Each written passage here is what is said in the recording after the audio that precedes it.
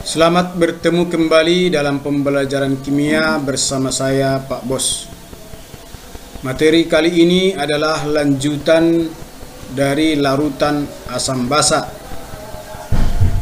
Dalam hal ini yang mau kita bahas adalah kesetimbangan dalam larutan. Kesetimbangan dalam larutan itu terbagi tiga, antara lain: satu, larutan penyangga; yang kedua, hidrolisis garam; dan yang ketiga, kelarutan dan hasil kali kelarutan. Untuk yang pertama yaitu larutan penyangga. Larutan penyangga yang sering juga disebut dengan larutan buffer adalah larutan yang dapat mempertahankan harga pH jika ditambahkan sedikit asam atau sedikit basa. Larutan penyangga kita bedakan atas larutan penyangga asam dan larutan penyangga basa. Baiklah, kita mulai dari yang pertama, larutan penyangga asam. Larutan penyangga asam adalah larutan yang mengandung suatu asam lemah dengan basa konjugasinya. Apa itu basa konjugasi? Basa konjugasi itu adalah anion dari asam atau sisa asamnya. Misalnya, jika asamnya adalah asam asetat yang rumusnya CH3COOH, maka jika kita lepaskan H positifnya, sisa asamnya adalah CH3COO negatif. Maka CH3COO negatif inilah sebagai basa konjugasinya.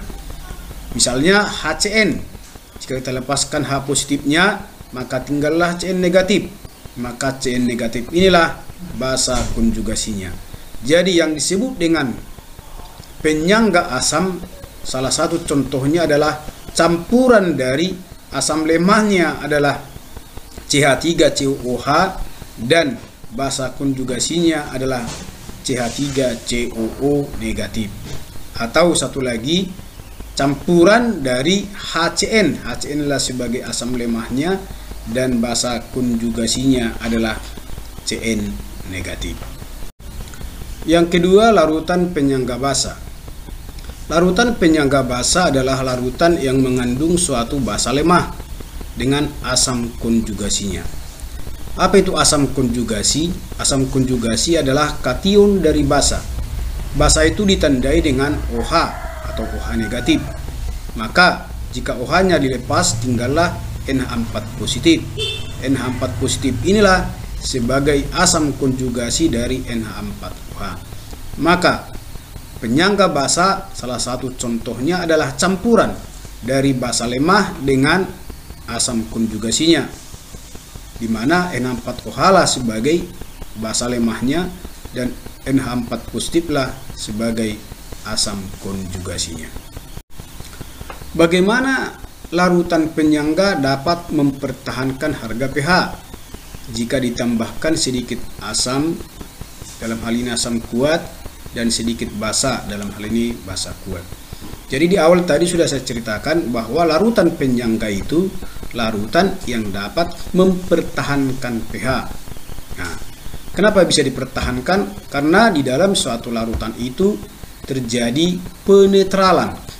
Penetralan ya.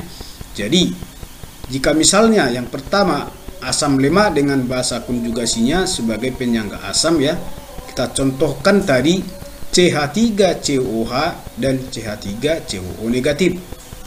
Nah, ada dua yang mau kita tambahkan. Yang pertama sebagai asam, yaitu asam kuat, contohnya HCl. Nanti yang kedua kita tambahkan basa kuat, misalnya NaOH. Nah, jadi bagaimana terjadi penetralan? Coba kita lihat ya.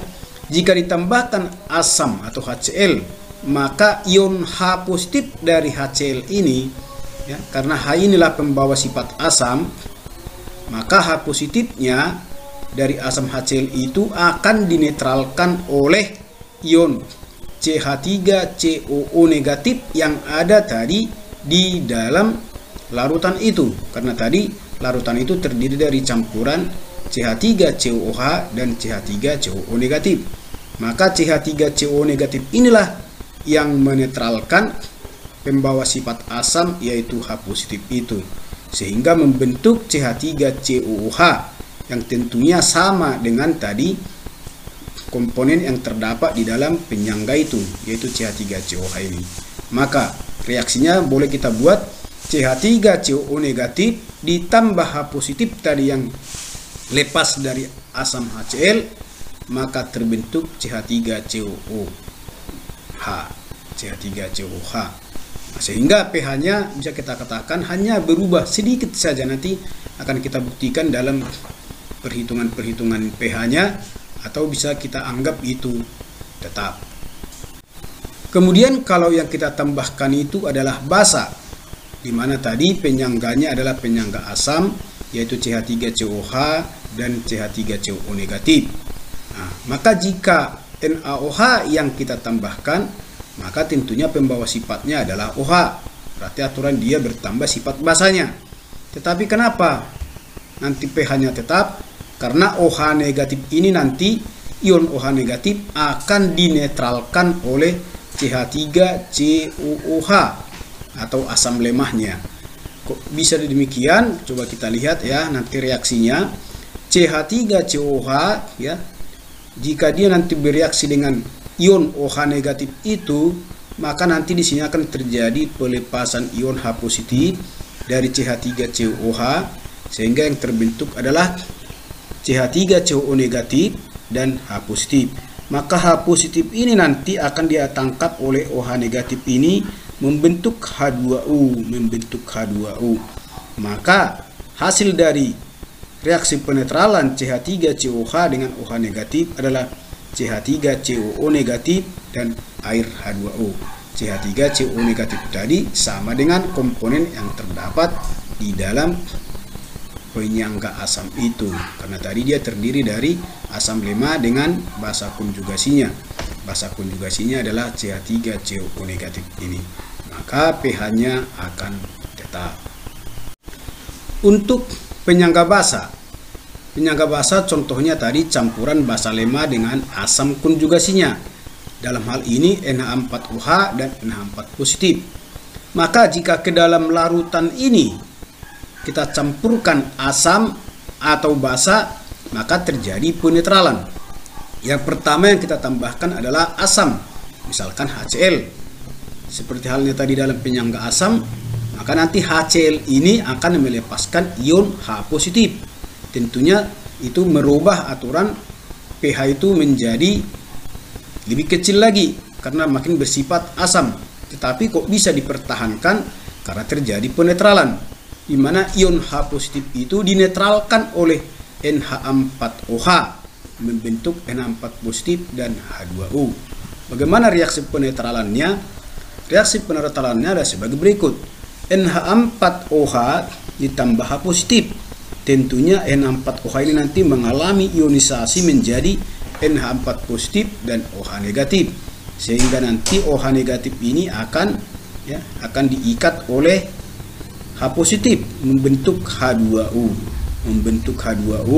sehingga yang terbentuk satu lagi adalah NH4 positif. NH4 positif ini sama dengan komponen yang sudah terdapat tadi di dalam penyangga basa itu, yaitu NH4OH dan NH4 positif, sehingga terjadi penetralan dari HCl yang ditambahkan ini oleh NH4OH, sehingga pH-nya tetap. Demikian juga halnya dengan jika kita tambahkan basa. Jika yang kita tambahkan basa misalnya NaOH, maka dalam NaOH ada OH negatif, pembawa sifat basa. Tetapi OH negatif itu dinetralkan oleh NH4 positif. Karena OH negatif dengan NH4 positif sama-sama mempunyai satu ion, maka langsung NH4 positif dengan OH negatif terbentuklah NH4OH. NH4OH ini juga sama halnya dengan yang pertama tadi, merupakan komponen dari penyangga basa tadi, yaitu NH4OH dan NH4 positif, sehingga pH-nya dapat dipertahankan atau tetap. Kemudian bagaimana cara menentukan konsentrasi H positif dan konsentrasi OH negatif dalam larutan penyangga? Ini nanti lanjutannya supaya kita bisa menentukan pH dari masing-masing larutan penyangga. Karena pH sebenarnya rumusnya sangat mudah untuk asam negatif logaritma konsentrasi H positif, sedangkan untuk basa adalah 14 dikurang pOH. Sedangkan pOH sama dengan negatif logaritma konsentrasi OH negatif. Itu sudah berulang kali kita kerjakan di materi-materi sebelumnya. Kemudian bagaimana cara menentukan konsentrasi H positif untuk penyangga asam? Nah, dari persamaan ionisasi, di mana tadi penyangga itu terdiri dari campuran asam lemah dengan basa konjugasinya. Jadi asam lemahnya sekarang adalah CH3COH. Jika diionkan CH3COO negatif tambah H positif. Maka kalau kita kembali ingat rumus kesetimbangan, berarti ada harga K kesetimbangan ya. Kemudian di sini A berarti konstanta asam ya, atau kesetimbangan asamnya, di mana rumus kesetimbangannya adalah konsentrasi produk ya dikalikan konsentrasi produk dibagi hasil kali konsentrasi reaktan. Produknya CH3COO negatif dan H positif dikalikan dibagi dengan reaktannya konsentrasi CH3COH. Maka dari persamaan ini di sini ada harga konsentrasi H positif. Maka jika kita pindahkan ini ke kiri nanti tentunya ini jadi dibalik ya. Maka muncullah seperti ini. Konsentrasi H positif sama dengan Ka kali konsentrasi asam per konsentrasi basa konjugasinya ya. Konsentrasi asam per konsentrasi basa konjugasinya. Dalam hal ini konsentrasi itu diambil dari seperti materi yang terdahulu, konsentrasi itu diambil dari molar itu dari mol per liter. Jadi nanti kalau volume larutan ini sama, antara ini kan dicampur dia kemari berarti volumenya sama, maka pembagi volumenya nanti sama, sehingga volumenya bisa dimatikan, tinggallah mol. Saya ulangnya, molar itu mol per volume, volumenya sama, volume sama di atas sama di bawah berarti menjadi satu, tinggallah molnya. Jadi persamaan ini kita sederhanakan, konsentrasi H positif cukup dihitung dengan harga Ka dikali mol dari asam lemah tadi per mol basa konjugasinya. Bagaimana menentukan konsentrasi OH negatif dalam penyangga basa? Salah satu contoh penyangga basa tadi campuran basa lemah dengan asam konjugasinya. Misalnya basa lemahnya adalah NH4OH. Jika kita ionkan maka hasilnya NH4 positif dan OH negatif. Maka karena ini adalah reaksi kesetimbangan, maka Kb itu berarti kesetimbangan dari basanya adalah konsentrasi produknya NH4 positif dan OH negatif dikalikan, kemudian dibagi dengan konsentrasi reaktannya NH4OH. Kemudian berapakah harga OH negatif atau konsentrasi OH negatif dapat kita lihat dalam rumus berikut.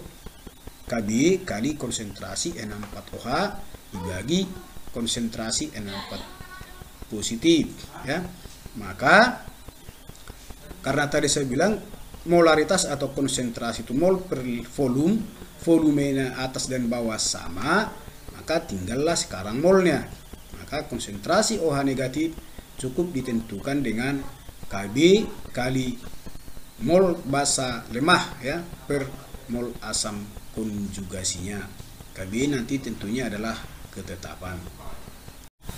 Maka setelah kita dapat menentukan konsentrasi H positif dan konsentrasi OH negatif baik dalam penyangga asam dan penyangga basa, maka mudahlah kita nanti menentukan harga pH-nya.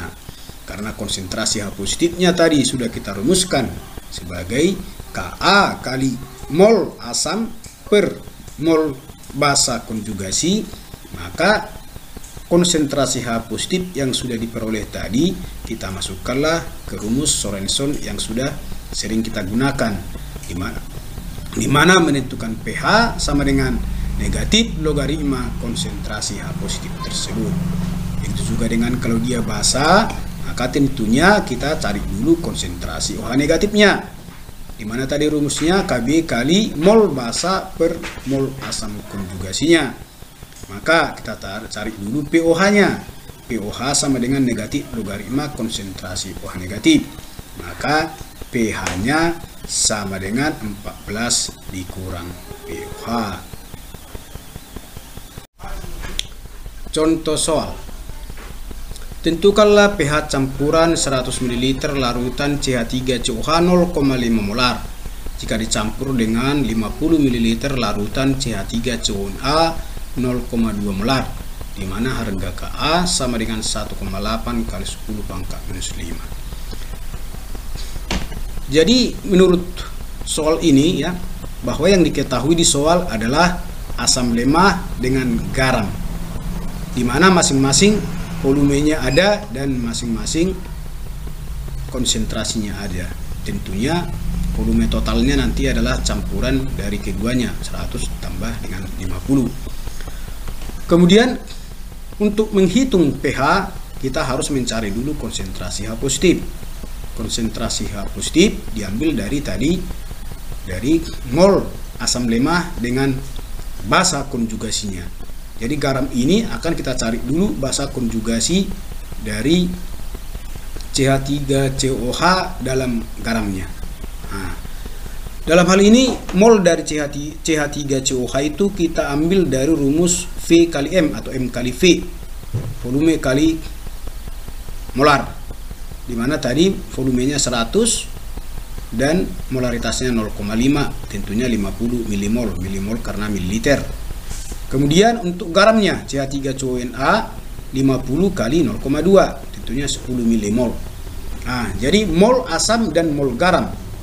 Nah, garam itu adalah CH3CONA jika diionkan Na positif dan CH3CO negatif. Karena koefisiennya masing-masing 1, maka perbandingan molnya pun sama dengan perbandingan koefisien 1 banding 1 banding 1, maka 10 sebanding dengan 10 dan 10. Karena garamnya tadi molnya 10 milimol, maka basa konjugasi atau CH3CO negatif pun molnya 10 milimol. Maka yang kita masukkan nanti ke dalam rumus adalah mol dari CH3CO negatif 10 milimol dan mol dari asam lemahnya. Asam lemahnya 50 milimol dan basa konjugasinya 10 milimol. Maka harga konsentrasi H positifnya sama dengan Ka kali mol asam lemah dibagi dengan mol basa konjugasinya, di mana harga Ka 1,8 kali 10 pangkat minus 5 dan mol dari CH3COH sama dengan 50 milimol dan mol dari basa konjugasinya 10 milimol. Maka jika dibagikan sama dengan 5 kali 1,8 adalah 9, berarti konsentrasi H positif sama dengan 9 kali 10 pangkat minus 5. Jika ini kita operasionalkan ke pH di mana rumusnya negatif logaritma konsentrasi H positif, masukkanlah konsentrasi H positifnya sama dengan 9 kali 10 pangkat minus 5. Maka tentunya pH-nya sama dengan 5 dikurang logaritma 9. Cukup sampai begini ya. Kalau nanti mau dihitung selanjutnya, carilah berapa harga logaritma 9, tentunya itu 0, karena dia antara 1 sampai 10. Maka nanti kurangkanlah 5 dikurang hasil dari logaritma 9 tersebut. Oke, demikian kita lihat contoh yang kedua. Contoh soal yang kedua ini adalah contoh soal dari penyangga basa. Tentukanlah pH campuran 50 ml larutan N4OH 0,1 molar yang Kb-nya 10 pangkat minus 5 jika dicampur dengan 100 ml larutan NH4Cl 0,5 molar. Tentunya NH4OH itu adalah basa lemah, sedangkan NH4Cl ini adalah garam. Maka dari garam NH4Cl ini akan kita tentukan dulu nanti mol dari NH4 positif atau sebagai asam konjugasinya. Maka jika kita perhatikan contoh yang pertama tadi, cara menentukan mol itu diambil dari volume kali molar. 50 kali 0,1 5 milimol. Untuk garamnya 100 kali 0,5 berarti 50 milimol. Maka untuk menentukan NH4 positifnya, kita ionkan NH4Cl ini menjadi NH4 positif dan Cl negatif, di mana mol NH4Cl itu tadi 50 milimol. Karena koefisiennya sama berarti sebanding. Maka kita perolehlah sekarang mol dari NH4 positif sama dengan 50 milimol. Dan inilah nanti yang kita gunakan dalam menentukan OH negatif dengan NH4OH-nya juga. Maka jika NH4OH-nya dan NH4 positifnya sudah diketahui masing-masing molnya, dapatlah kita tentukan konsentrasi OH negatifnya. Di mana rumusnya Kb kali mol basa lemah yaitu N4OH per mol asam konjugasi yaitu N4 positif, yang harganya tadi sama dengan, di mana Kb-nya 10 pangkat minus 5, mol basa lemahnya sebanyak 5, dan mol asam konjugasinya 50. Maka 5 per 50 sama dengan 0,1. 0,1 sama dengan 10 pangkat minus 1 dikali 10 pangkat minus 5 sama dengan 10 pangkat minus 6. Maka sebelum menghitung pH, kita cari dulu pOH-nya ya. pOH sama dengan negatif logaritma konsentrasi OH negatif. Berarti negatif logaritma 10 pangkat minus 6. Tentunya sama dengan 6. Berarti pH-nya 14 dikurang 6 sama dengan 8. Ya, sangat mudah. Jadi belajar penyangga jangan dikatakan sulit ya, kalau kita sudah tahu konsepnya. Dimana konsepnya tadi adalah ada mol basa lemah dan asam konjugasinya untuk basa, untuk asam mol asam lemah dengan mol basa konjugasinya. Baiklah, demikianlah penjelasan tentang larutan penyangga, juga cara menentukan pH dari penyangga asam dan pH dari penyangga basa.